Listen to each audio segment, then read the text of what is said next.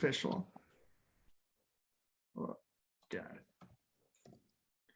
So there's 4 reasons. I kind of want to go over some reasons why you should be recruiting or actively thinking about to recruit veterans. 1, they enhance your campus diversity.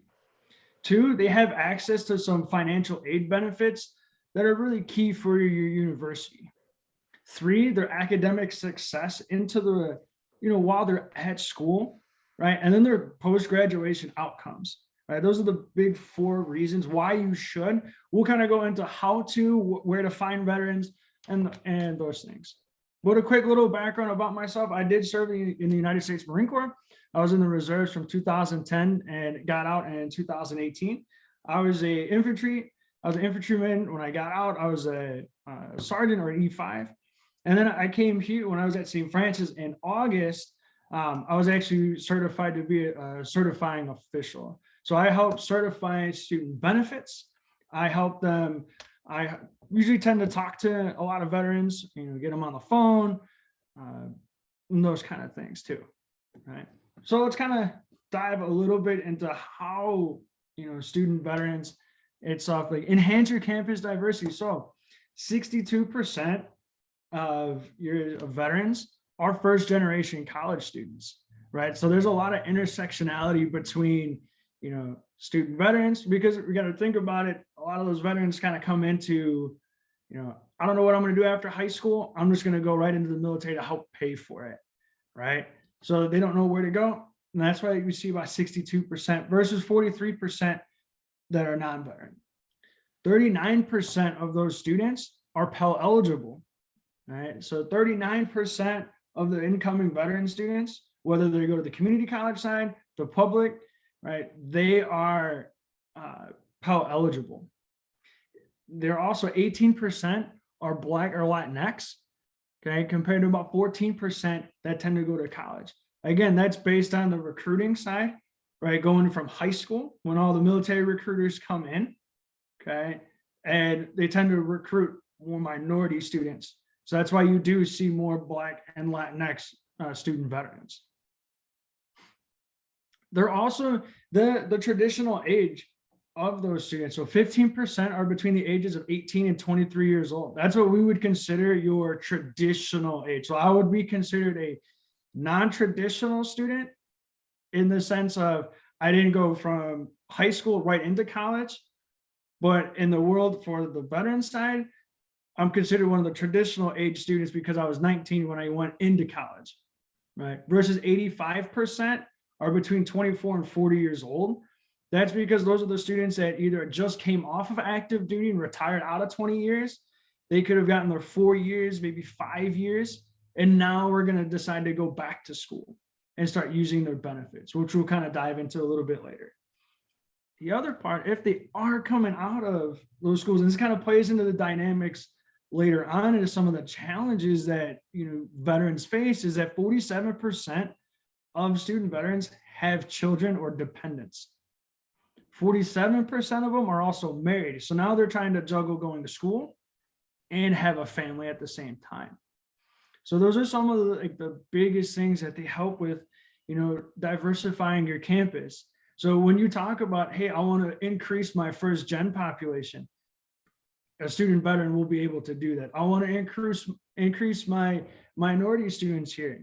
Student veterans are important. So it's key that you focus in on those students too. So some of the big key things that another reason why you should be recruiting and looking after the student veterans is that their financial aid benefits and their packages itself. These are typically some of the big 3 that at least I've seen so far. There are a few other veteran benefits, but again, these are the big 3. So you have post 9/11, right? So this is for all the veterans that are after 9/11 itself. Okay, they have typically between all the big major benefits, they have technically 3 years or 36 months worth of eligibility. When you break it down by like the semesters itself, you're looking at about 3.5 years that they are able to pay for it. But the GI Bill, so post 9/11, this first one, it covers full tuition for in-state public schools. And that includes community colleges as well. But for the private institution, they only go up to $25,000. That's where the next benefit kind of kicks in next, is this yellow ribbon program. What the yellow ribbon program does is essentially the school pays into, think of it kind of like an HSA account, right? You pay into it, and then at one point when a student veteran does come, whatever that bill is, they pay half, the university pays half. So they split that bill, that remaining balance, with the student. Then you have the Montgomery GI Bill, the selected reserve. That's the one that I used when I was a student. This goes based on your full-time status. So you look at how many credits are you taking? Are you a full-time student? Okay, what you would get is $407 a month. Okay, now we strongly recommend that students that do get like the Montgomery GI Bill, because this money goes directly to the student, to use that money to go to school. Okay, make sure you use that money. I'll kind of break down a little bit, so just some examples. So on the screen here, now all these numbers that you're going to see on this slide and then the next one are arbitrary numbers. Right? These are just made up to kind of break it down. So for a 4-year private institution, the school costs $36,000 for the year. Okay, the scholarship and aid, so all the money that they get, say it comes down to $26,000. Now the GI Bill kicks in, goes up to $25,000. What they have left over, right, is $1,000 bill for the year. And that's when the yellow ribbon kicks in. They pay $500, and then an institutional grant comes in and they pay $500. The student's not paying anything, right? Same thing. Now think about on the other side, for a community college and a 4-year public, you see the tuition, the aid that the student gets. What's left out of pocket is about $2,000. And then the GI Bill kicks in, because the GI Bill itself just pays tuition. It doesn't go to the student, it goes to the school. So that $2,000 bill comes out. So now they don't have to pay anything out of pocket. Now at that time, because the students are going into FAFSA and they're filling out a FAFSA, they're doing they will get accepted for loans, right? They'll be offered those loans. We strongly recommend, if they're getting post 9/11 or they're getting yellow ribbon, don't take out your loans, right? Especially if you're able to use that kind of money. Don't take your loans out, okay? Now, on the other side, so for a student like myself, when I was there, so at a 4-year private, same information, right? So you have a 4-year private institution. That's when loans, we would recommend for students to take out the loans, okay? So we see that, school at $36,000, they get aid, their scholarship, their aid package, they take their loans out, they come out with about $10,500 would be left over. Break it up into a payment plan of about $1,050 per month. The GI Bill kicks in, because again, this goes to the student, not to the school. So the student gets $407 a month. They put it towards school. What's left out of pocket is $643 a month. Okay. On the flip side, for a community and a 4-year public, they get their tuition, they still get their aid, they get $1,000 left. The payment plan itself, break it down to $100 a month. The GI Bill, they still get the $407 a month. They pay $100 in the bill. What's left over is $307 a month. So that money ends up coming into their pockets to help pay for books, any other fees, anything that they need for school. They have that money now on the backside. Okay, again, very simple, kind of very down and dirty kind of way of explaining a little bit on how the packages work. Okay, now again, there's plenty of other options for veteran students too, right? Your institution may have extra money, but that's all within your own institution. But again, these are the common 3 that at least I've seen that you'll see kind of come through. So, veteran students come in with a different mindset. When we come out of our service, we're told what to do, how to do it, and you need to be really good at your job to, maintain your own marks too. So going into a school setting, they've seen a lot of the veteran students have academic success. They're 1.4 times more likely to finish or to at least earn a certificate or degree. because they are dedicated, like they're focused in on their schools, are willing to go talk to professors. They're going to put in a lot more effort. Not saying that other students don't, but you just see a little bit extra push because that's what they're used to. They're used to that discipline and they're motivated. So that's why their average GPA is a 3.34 for student veterans versus that 2.94 for non-veterans, right?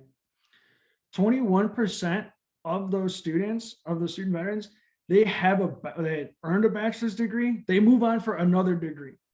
Where I met a majority of the veteran students that I had contacts with was in my MBA program, right? That's where I met a lot of them, and they all told me the same thing, right?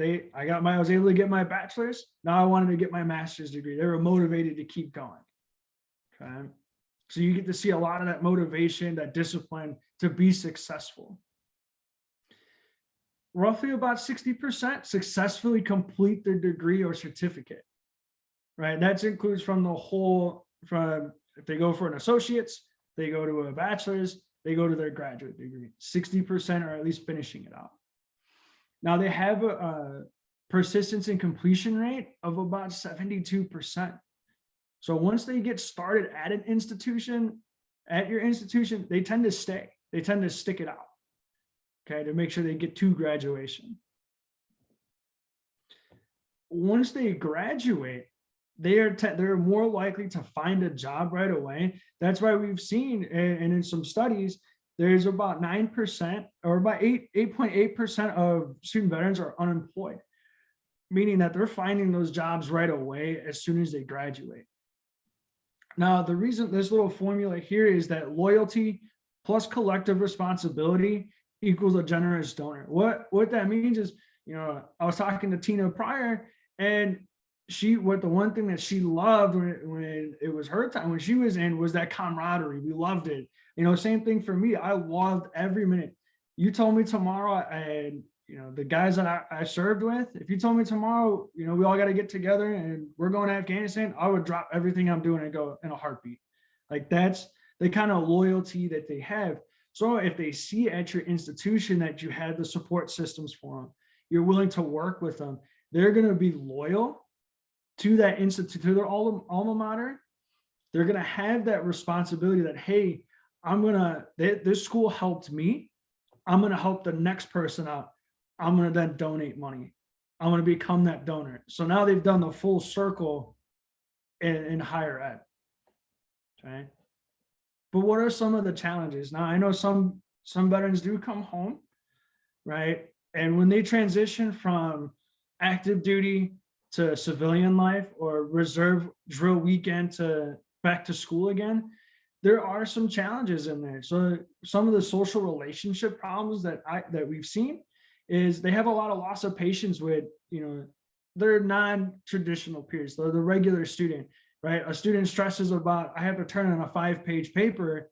Well, that's a little nuisance for them, but for a veteran student that may have deployed, they could be like, well, why are you complaining about that? I was out in 120-degree heat, dealing and having to protect my buddies, right? No. And then they just they go self-isolating. They have trouble fitting in, especially if they had a deployment, or even in general, just trying to fit in and talk to people about my time in service. There may become that person, that professor, or they might hear it from a student, and that they don't like the military. The military is bad. You shouldn't be going in there. For them, it's like, okay, well, I can't talk to you no more. I've lost that trust in you. Where do I go? And then there's the social interaction skills. Some of them, again, are used to being told what to do, how to do it, when to eat, when to sleep. And all of a sudden they have all this free will. Think of it like a freshman when they go to college for the first time, right? Think about that first student and they step on campus and they have the deers in the headlight look. Same thing for a veteran. When they get in for the first time going to college, oh man, like, what am I doing here? What's going on? They come home, but there are some physical disabilities, right? Or even invisible disabilities. So some physical ones, the common ones is hearing issues, right? You might hear like tinnitus. Like right now, I still hear ringing in my ear, right? So there's little things in there. So you might see that like if they got hurt or they were on a deployment, those kind of things, they got wounded in combat. There might be some physical disabilities with it.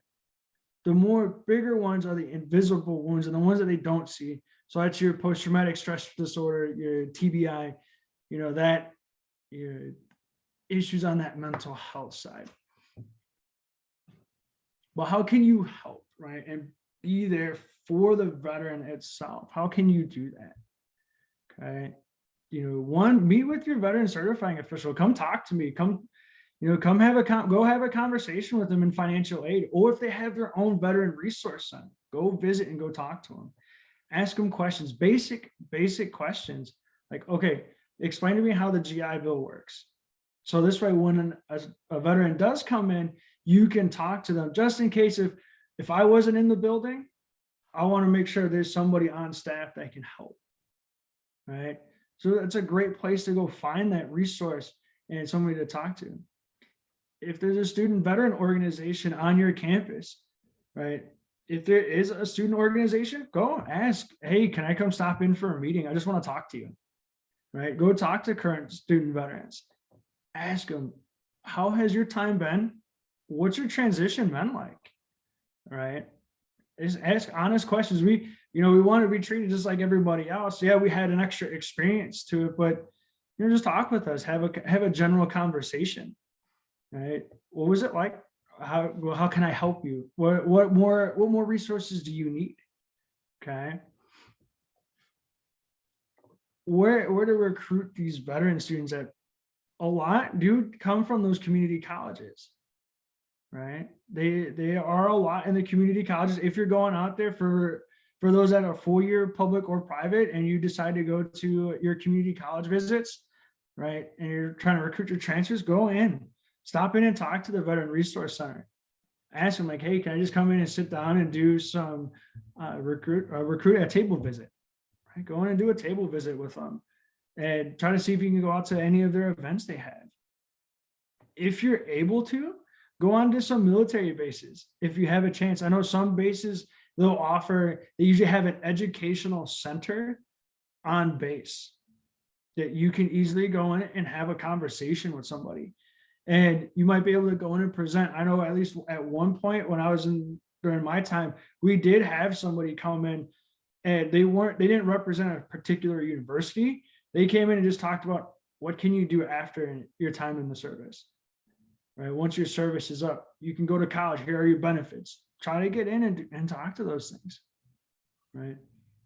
If you're trying to identify your veteran students, look on your application. What kind of questions are you asking? So for example, for us at St. Francis on our application, we ask, are you a post 9/11 veteran? Or we'll ask the first questions, are you a veteran or no? They say yes, it'll trigger one more question and ask, are you post 9/11 or not? This way, then it kind of indicates, okay, maybe there's some benefits that if they say yes to post 9/11, all right, now we can get them post 9/11. If they're not, there is the GI Bill on the other side for those students too. So those are the small indicators too. And then a general conversation, if you don't see their app and they just decide, I'm going to walk in, they walk in and you start having a conversation and they bring up things like, well, when I was in the military, or, you start kind of picking up on little verbal cues. Sometimes you might hear them say, yes, sir, no, sir, yes, ma'am, no, ma'am. If they're on it and they still have that, like that discipline part to it, you might, hey, but we're in the service, right? We're in the military. And if they say yes, good, now you have it, mark it down. Right. And I put in the back of your head, like, hey, let me help you out. I have some options for you. Okay. I'm here to help you. Okay. Now, now that you've identified, or how else can I pull these students in? I am going to play a quick, short little clip. It's going to come in a little choppy on your end, just because it is coming through Zoom, but I think you'll get the gist of it when you see it at the end. Calling all doers, the ones who roll up their sleeves and get things done. Where others see obstacles, you draw inspiration. When others settle for the status quo, you advocate for change. Hello friends, it's Colleen, and welcome to St. Xavier. If purpose and passion drive you, Join us. Together, we'll forge the path to a brighter tomorrow. So I don't know if you noticed, but in the last 10 seconds of that video, not they didn't say they didn't have somebody in uniform. They didn't have that's typically what you tend to see in a lot of marketing material. And what I loved the most about it was a very subtle gesture of somebody wants to build a veterans memorial, and the main person talking about it is he was wearing a grunt style t-shirt. And if you don't know what grunt style is, it's a veteran friendly organization, right? And for veterans or people that are in the military, they do like that's, oh hey, they that person's wearing grunt style and they're talking about veterans memorial. This school is good. Like, I think I can go to this university, right? So that when I first saw it going out to my, yes, that's awesome. I love that. Like, I'm like, okay, that would be a great place for a veteran to go to school too. Not saying I think St. Francis is another good place too. If you ever see and you're putting on your marketing materials, put on there military friendly school, right? Put it in there. If you are a part of the Yellow Ribbon program, put it on there. I am a member of the Yellow Ribbon program, right? Those little subtle details, somebody that is in the, that is a veteran, they'll see that and say, hey, okay, this school can help out, right? Look at your website, see what you have on your landing page. How detailed oriented is it? Is it easy to navigate? Do you have a checklist item? Again, military, we're very detailed oriented. You need to tell us like, hey, this is how you do it. These are your steps. What do I have to do? If you have a checklist, put it on there. Okay. Start talking to the veteran organizations out in your community. Majority, for those of you that are in the state of Illinois, I don't know if there's anybody out of state, but those of you that are in the state of Illinois, there are what's called Veterans Assistance Commissions for your county. So like the Will County Veterans Assistance Commission, they do a great job. And any of those commissions helps veterans with educational benefits, disability services, like if they're trying to make claims. Great resource to have.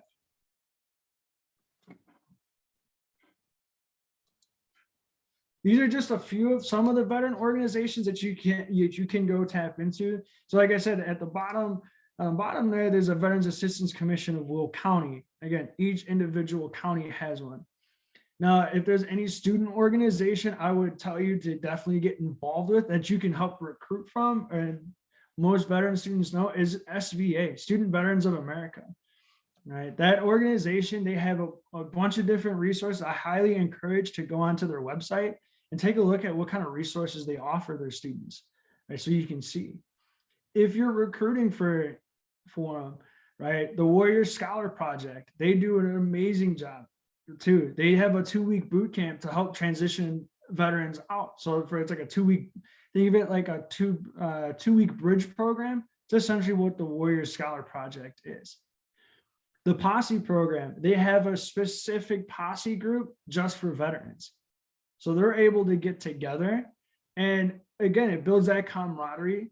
Even though they might go to different places, they have that camaraderie like, hey, this was my posse group. I'm going to stick with them. I'm going to keep in contact with them. Okay. And this is some of just the sources that I used, but I feel free. I want to open up the floor to some, I know we kind of quicker, but I want to have some time and let's have a conversation. And what kind of questions do you have for me? Feel free to unmute yourself.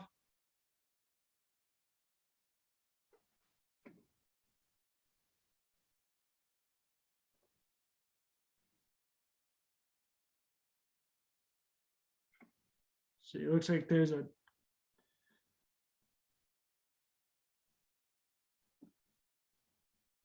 I think you're on mute. So I think there's a couple questions in the chat. I'll go ahead and stop sharing my screen. There we go. All right, let's take a look.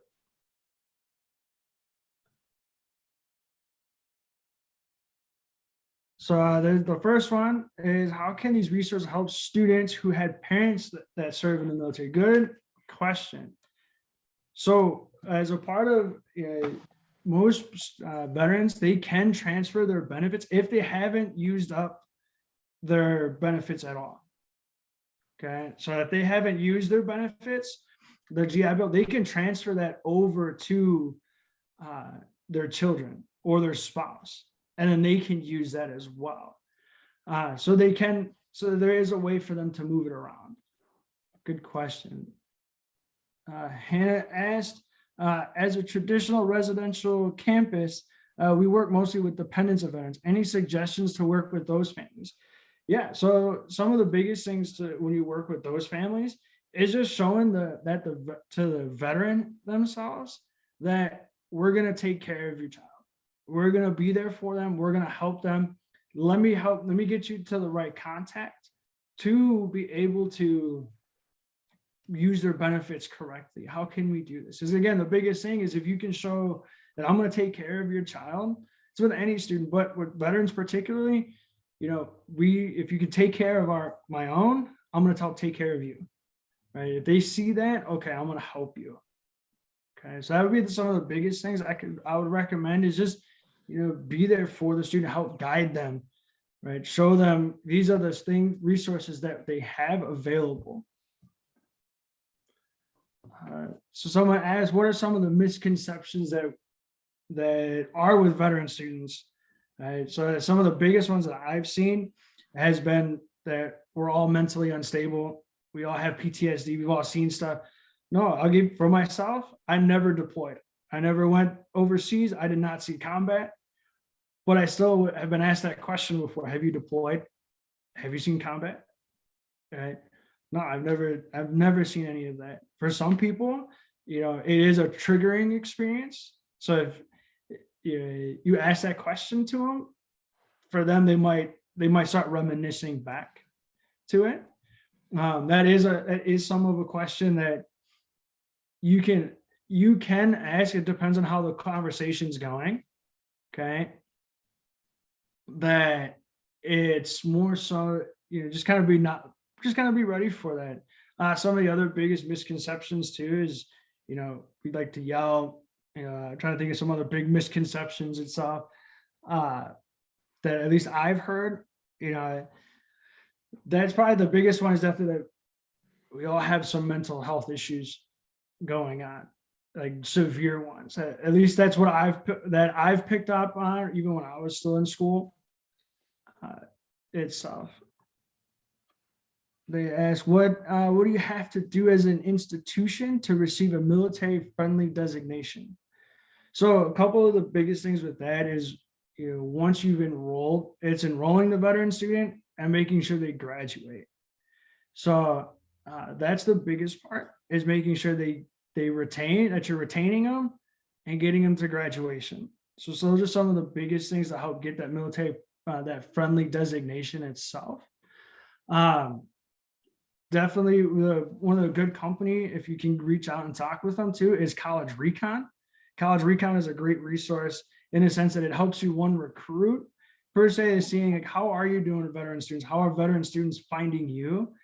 They tend to put on that, hey, 20 students looked at your website, and then it'll drop down even further and say like 5 students have saved your school. So they help with that. Like, okay, all right, I'm kind of picking up some track with some veteran students. Maybe we're doing something right. What else can we keep doing? They're also the ones that really help out getting you that military friendly designation too.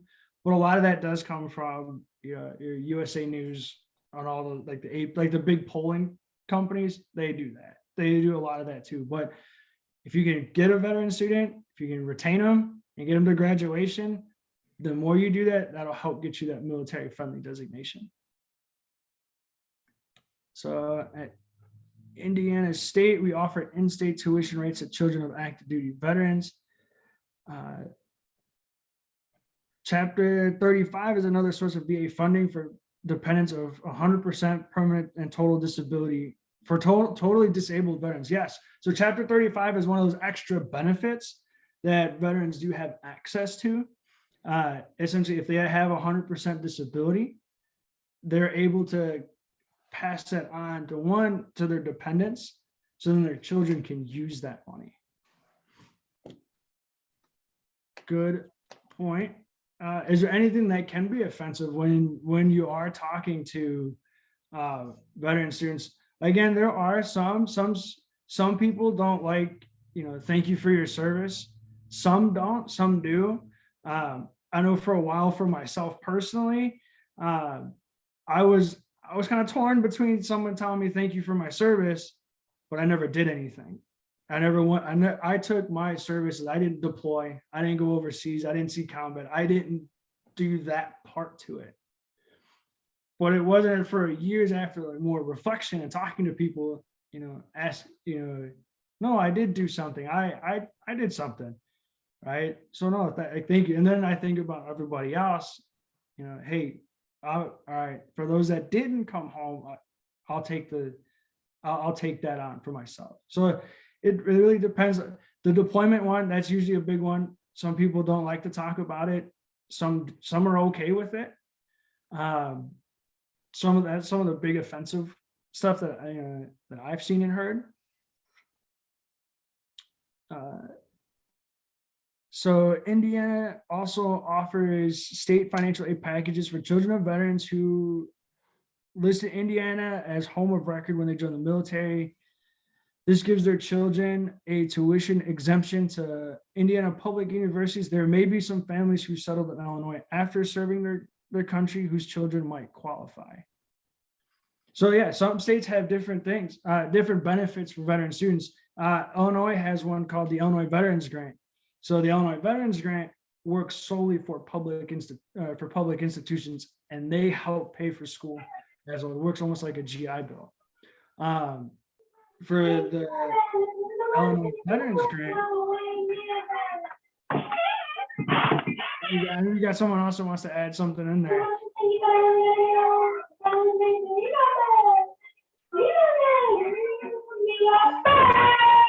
Let's see. Okay. There you go. So with like the Illinois Veterans Grant, like I've seen a lot of veterans use that too, but the Illinois Veterans Grant is a lot like the MET grant. If there's funding for it, they can get the money, right? But sometimes you never know if it's going to be funded or not. So that one, like we push it, but you also really don't want to push it because you don't want a veteran to go apply for it and then find out that there's no money for it, right? So this is, hello, thank you for being here. I work at an institution that focuses on issues of international cooperation and is outwardly known for its progressive nature. I cannot ignore that some of our students hold views that are critical of military. I have met with veteran students who are interested in this environment and those who are not. How would you recommend we go about being transparent about our culture and atmosphere? That is a good question. So a lot of those students that are, if they hold a lot of those biases towards, the military and, they have their own views for it. The biggest thing I would say to help be transparent about it is just kind of, giving the veterans a chance to have that kind of conversation and be comfortable talking about it. Or at least talking to those students that, hey, there is, there may be veterans here that, have had those experiences before. I'll give you a small, quick example for myself. There's in class, we had people talking about, against the military and what we should and shouldn't be doing. And, luckily enough, I was at an institution that really thrived on that. No, let's have a conversation. Let's talk about it. Right. And I felt comfortable enough to open up and say, no, this is my view on like why this happened. And that comfortability, and it would depend really on the professor. I would say if you can have those roundtable discussions, or if you have that student veteran group, have them do a coffee table discussion with students, or find just having, so they can have a voice and be willing to talk about some of their experiences, what they've experienced, because you never know who else is in that room with them. And if they can see that you're being supportive of of those students, they start to slowly open up more, right? You have, if you're able to get in and talk with like the president or other people at the institution, those stakeholders, and are able to have a conversation and kind of tell them like, hey, this is what's going on. I want to be open. That would be the biggest thing to help, being open and having that conversation. And when you talk with veteran students, you can kind of hint to it that, hey, you might run into this, but you know what? Hey, you're here for a reason. You're here for an education, right? Well, let me help you get your education, right? And be open and be true to who you are as a person, right? That's your experience. Nobody else can take that experience away from you, right? You did something, right, that not many other people do, and be proud of that. Be proud of who you are, right? And I think that kind of, once they start seeing they can trust you, and that, I'm going to be successful on your campus.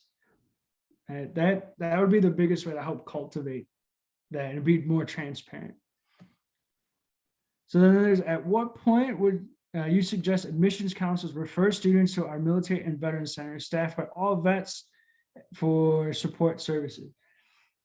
So honestly, it would be the day you meet and talk with them and they open up and they say, hey, I am a student veteran. I have these services. Immediately hand them, show them somebody like, hey, let me help you get you into school, but here's what we have to offer you. I would tell you right away, right? But let them know that I don't want you to for them to think, oh, you're just handing me off to the next person. No, hold on to them, talk to them, follow through it. This way, then they know, hey, not only do I have, not only can I go in and talk to you, Alejandro, can I come in and talk to you? I can go to this other place that has other people that are like me, and I can ask them questions that I need to ask. So I would definitely say, from the point that you are able to get them in contact with somebody in a veteran in one of the resource centers, I would tell you, give them somebody to talk to that has that shared experience. But while you are still there, if anything, if you're able to and it's close by on campus, walk over to them together, because if they ask questions that you don't know, that's one way to learn, how do I answer those questions for the next student that comes. It's a good question. What other questions?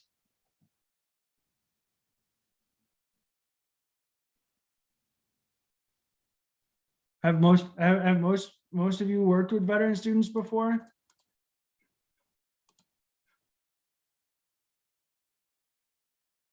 Grace has, okay.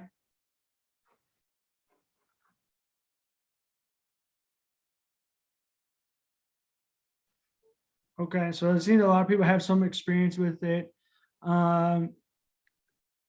So your answer is similar to the answer of veteran students I have worked with in the past who are interested in my institution. Communicating across difference and consensus building are also hallmarks of our community, and that pairs well with the international emphasis.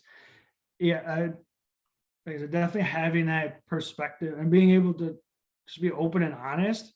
That's the other biggest key, because within the veteran community, the more honest and open you are, the better it's going to be. We'll be able to handle that. All right, you're going to be honest with me because we need to know what to do, how to do it.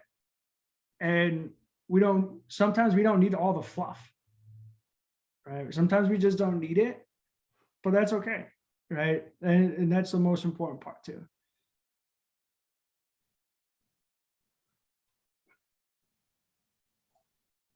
Hi, Alejandro. I really appreciate you sharing like socially how it could be hard for veterans to kind of interact on a campus. Like that kind of blew my mind, and I feel kind of ignorant saying that, but I really appreciate you sharing that.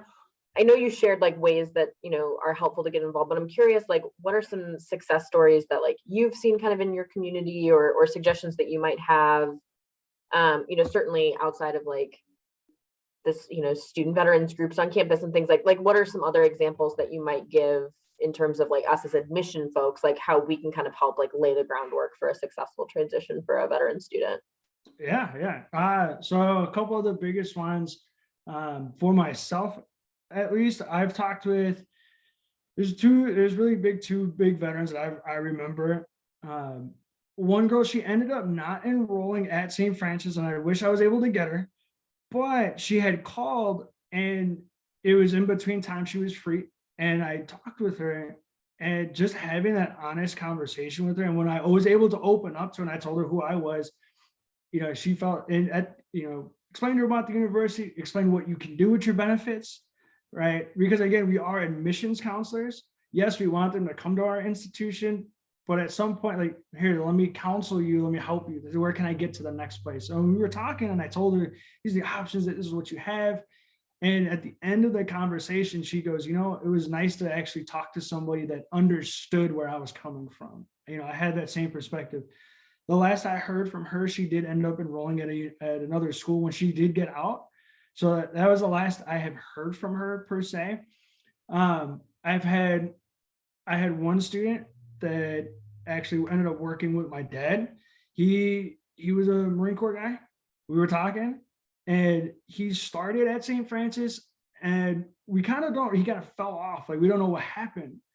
And so there's kind of the other side to the story, is we don't know what happened. So instantly you start thinking about like, okay, did he do a deployment? Oh yeah, because I remember he opened up to me and he told me that. And we were able to finally get a hold of him and said, hey, are you okay? I just want to check. I need to check in with you. Is everything fine? Yeah, and I was going through a rough spot. And from the last time I heard, he's actually planning on coming back. He needed a break, because some of them come in right after they get out of the military, and then coming in, it's that shell, that's that shock, like, what am I doing here? And then that imposter syndrome, I don't belong here, I need to go back.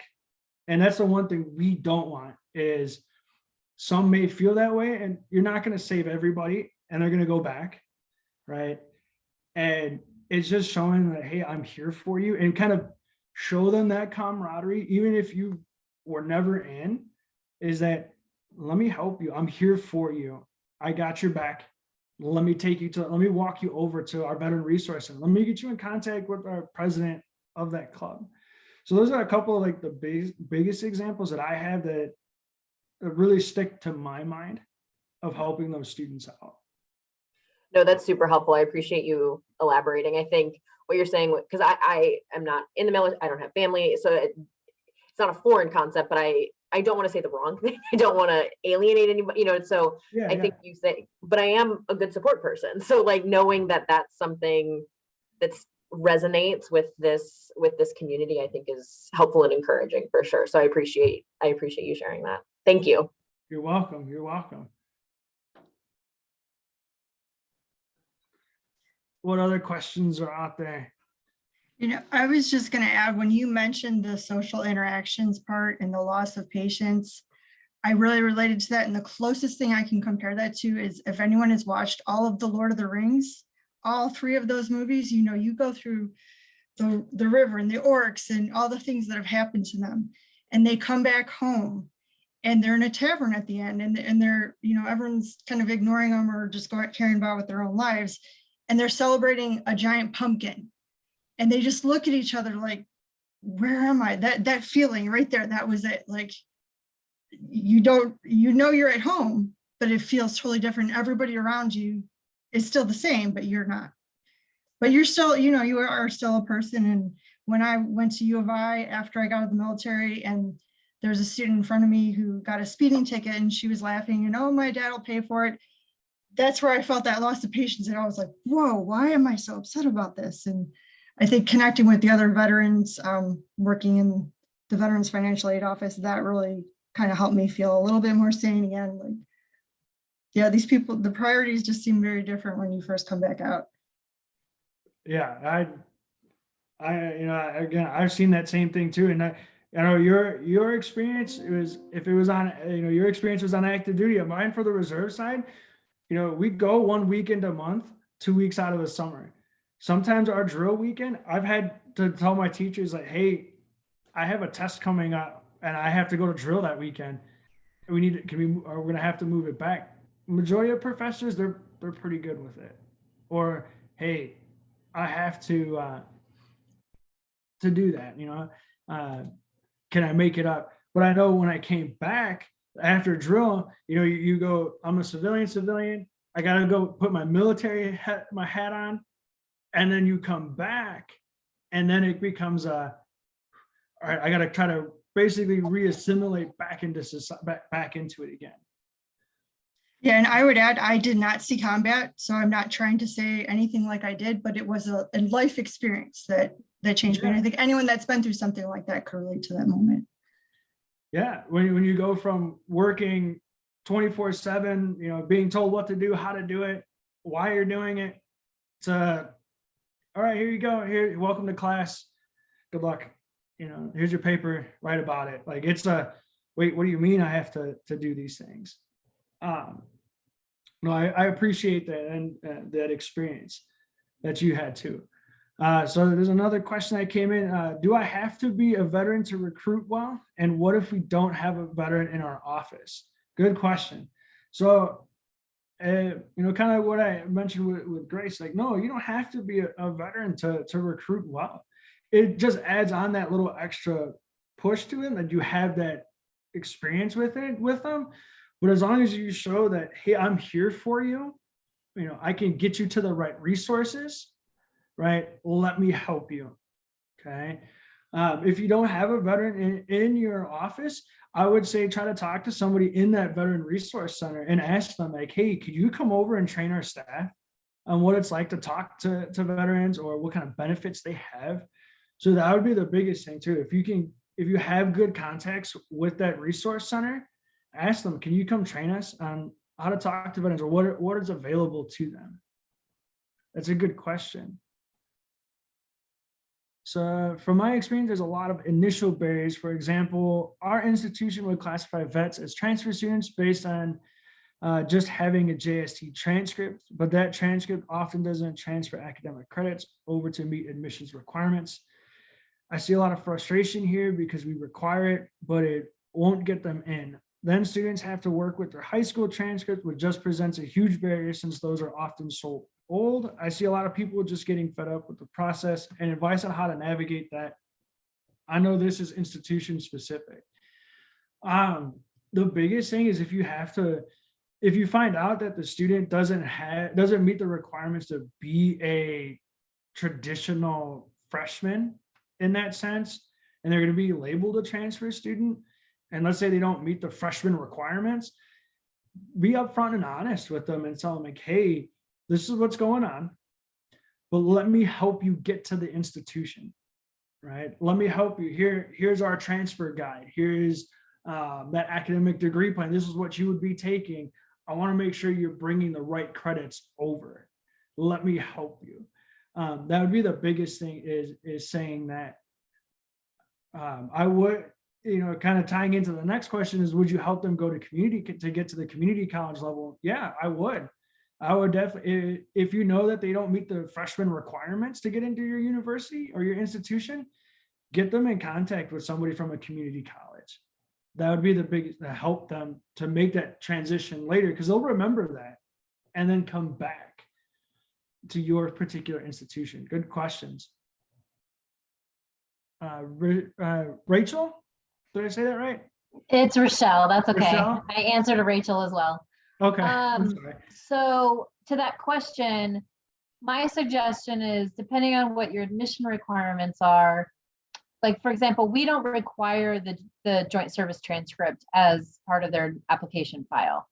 We like to have it, of course, because in the transfer credit evaluation, any credits that may transfer would be applicable towards their degree and may accelerate degree completion.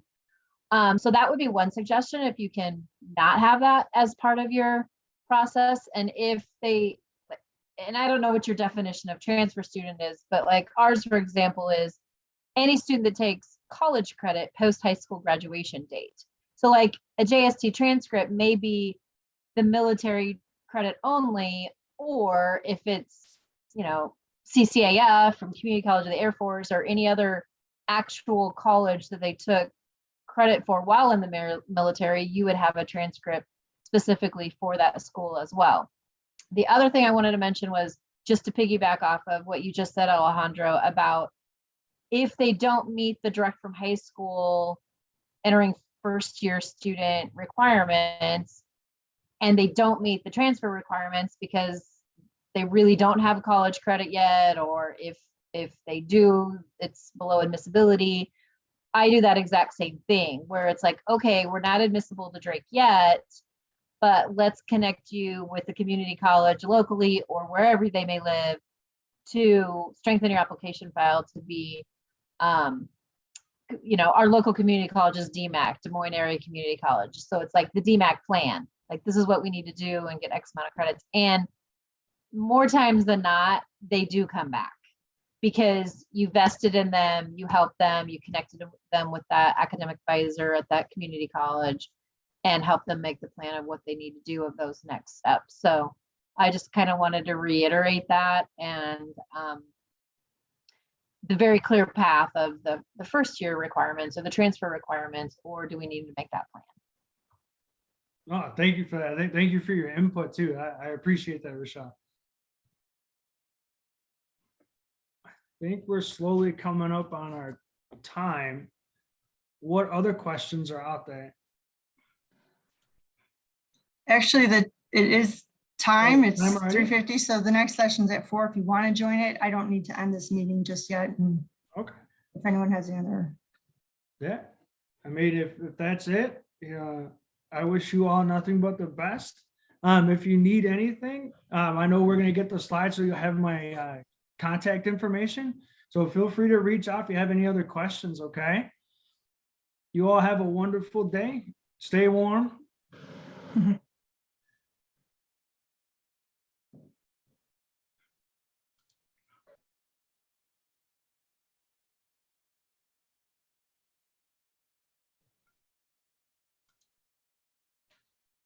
Great.